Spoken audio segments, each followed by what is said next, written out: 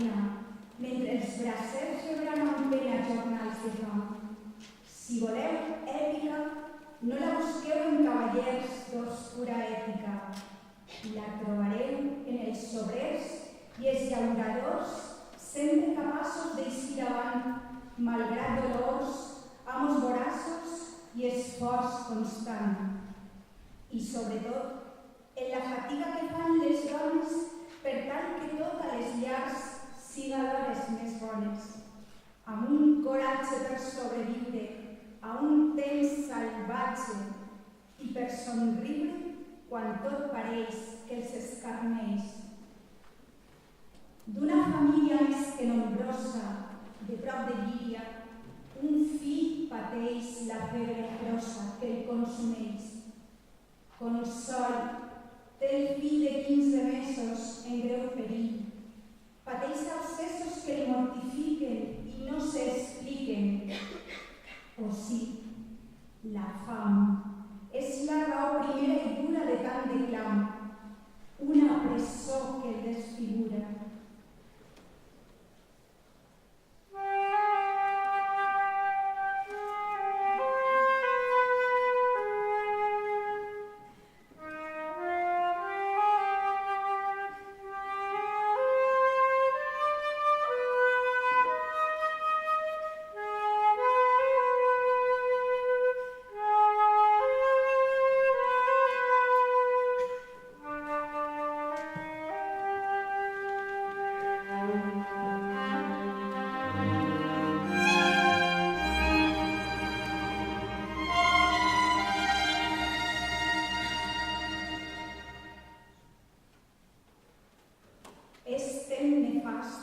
En què les mares tenen el llast, que les menjades són bones, són rares com les nevades. Tenint els pits emmusteïts, no es pot transmetre l'impuls vital que pot permetre fer fora el mal. Un dia més, Consol intenta que l'infant reba un tracte entès, no sols calenta sopa de ceba. I no perdent mai la decència, agafa el tren cap a València per tal que el metge el fill sanege.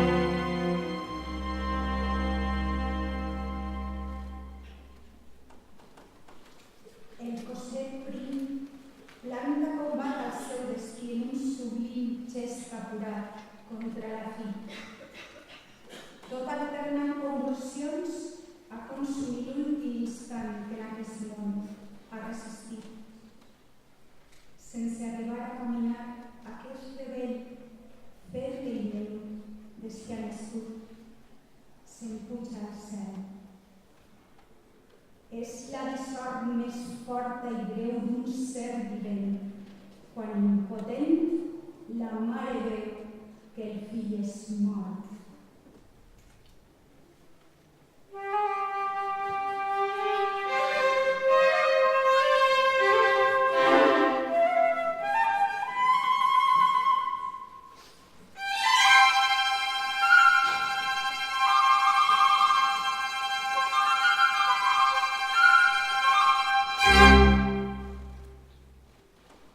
Més consol calla. Sap que si diu que el fill no és viu, la faramalla oficial serà infernal. Ha oït un dia la policia baixar del tren una doneta, plorant desfeta, el seu morment.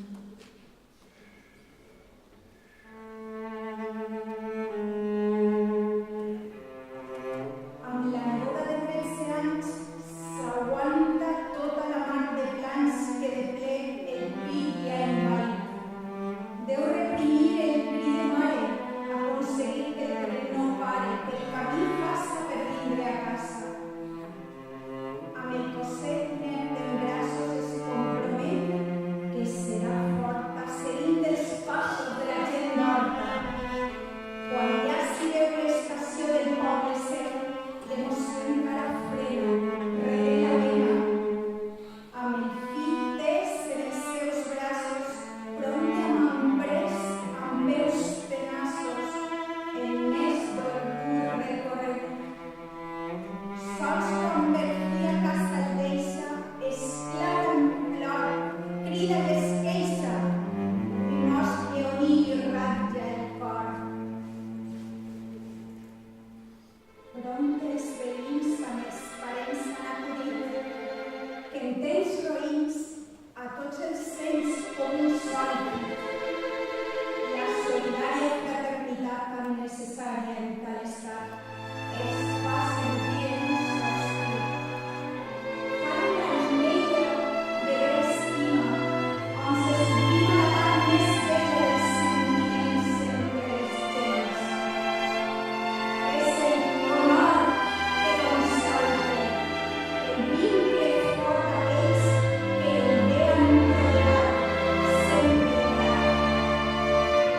Més la dissort en temps tan mut, però la vida, perquè la mort també s'ennucla de la vida. Tot i dolent, tanta memòria de dolor, que un trobament interior de força intimatíssim que li permeti que el reeixit del cataclisme ja es morir els dos temps. Si no ha parit dos fills malalts, ha decidit que s'ha de batre el cap ben alt per tots els altres. Per tal que els seus passen les mínimes privacions, sempre la veig regal en mínimes condicions. Els que són rics la necessiten, se la mereixen. Són els motius per a descriure, veient com creixen. Consol, valenta en temps difícils, de les